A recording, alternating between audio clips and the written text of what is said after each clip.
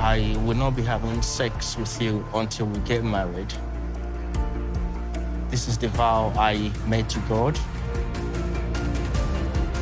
I flew all the way across the world for this guy. I've been waiting 5.5 years. And now all of a sudden you're telling me your little celibacy story? Are you kidding me? Something's off.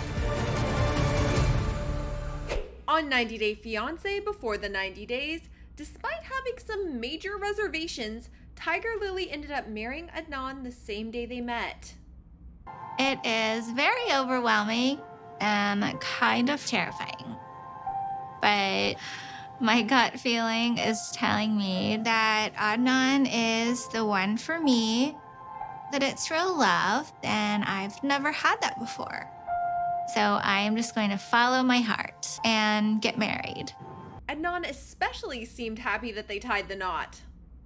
I am a virgin 22 years, and I'm so excited to this moment all my life. For a private part.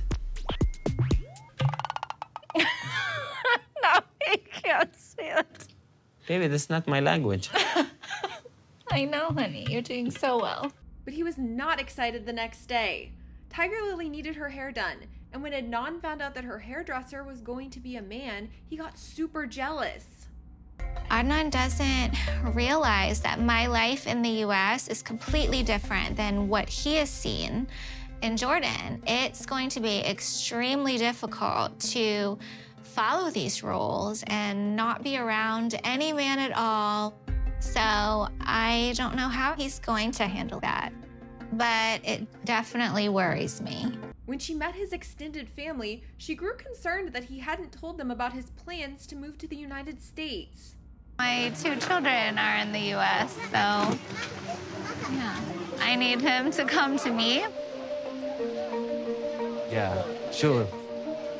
Adnan's relationship with his family, they're so close, and I'm happy meeting all of them.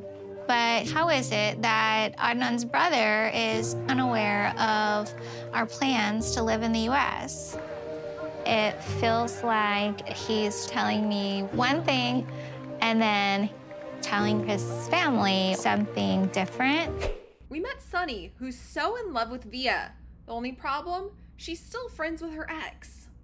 In my relationship, there's an insecurity and trust issues. One of the issues that we have is Via's ex-boyfriend, Rory. If she tell me, they just have friendship. But I think it's not a good idea to talk to exes. And I'm jealous about that. You think if she's gonna cheat you or something like that? I don't think so. Because how she explained me, they're different. Our culture is different. You know, when we broke up, we hate each other like, hey, we broke up. You don't know me, I don't know you. But they're so friendly, even when the relationship get broke up. Doesn't make sense to me. Via is so excited to see Sunny, but she's making the wild move of bringing her ex with her. I mean, he doesn't really like the idea of me being friends with him. So bringing my ex to South Africa, I mean, it could up my whole relationship. But with my anxiety being so bad, there's no way I can travel to South Africa without Rory. Just the idea of it does sound kind of crazy. Just like, what? Like, out of all people, like your ex? Like, I don't know, so. No, I get what you're saying. You know, he has a lot of experience with traveling, and that's why I felt like he was like the perfect person to invite on the trip. But I haven't told Sunny yet that he's coming. Faith and Lauren are getting to know each other, and he even brought her a literal test. Yeah, when Lauren gave me, a girlfriend test, it's a crazy things. Just like, describe what is a bird. It's like grade school, and it's a kind of weird. So I'm very happy that, after like 6 months, I'm finally here, and that we're doing what we can for each other. Yeah. So I want to take it slow. Because this is my first boyfriend. This is the first relationship that I have. So that's why my fear is a heartbroken. I think the first time you fall in love, what I feel. Yeah. Yeah. That's why I'm okay with taking it slow as you need to go. While Faith is hoping to take things slow, Lauren is wanting to move a little bit faster. I understand wanting to take it slow, but we are on a tight timeline to plan our next few steps together. It's important to find out sooner rather than later if we're sexually compatible. If I plan on staying in the Philippines forever, I really have to develop this quickly because she has to also agree to the idea of this plan of me staying here forever. So I'll see you tomorrow? Okay. Renee got really upset when she went to a market with Chitty and his sister to buy a chicken. While she does admit that she does actually eat chicken, she doesn't want to buy a live one for dinner. That's messed up. I'd rather put him on the grill. Renee, come this way. I'd rather starve. Come. And Victoria knows my chickens are like family members to me. What kind of person would just kill somebody's family right in front of them? I will not have that on my head. Okay, but do you eat chicken? Oh, yeah. So how do you eat chicken without killing it?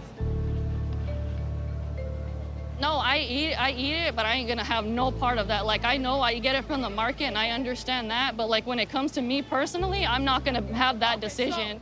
Chitty's sister was concerned over how angry Renee got over the situation.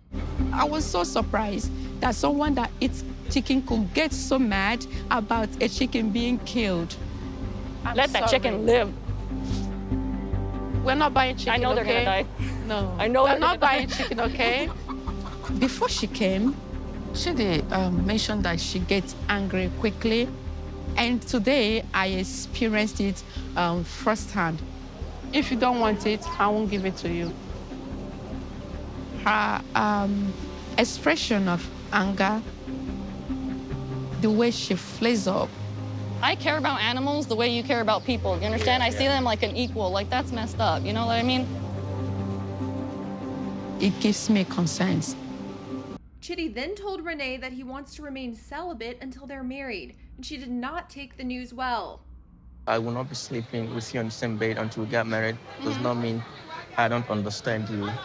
I'm just saying spiritually, if you and me are not seeing eye to eye by now, almost 5.5 years later, it's not a good sign. To me, it was a much deeper relationship and connection. And the fact that you're letting religion step in the way of what you knew was between us, like, that's messed up. As a girl, you've given me nothing. It's not right. This is not the Chitty that I know. I flew all the way over here to make sure that Chitty and I were compatible, and of course, making love is everything to do with it. So to hear of all this, it starts to really boil me. It makes me mad. It gets me upset. If I knew that he did not want to be intimate with me, I wouldn't have gotten on the plane. I'm starting to really feel really rejected more than he wants to realize.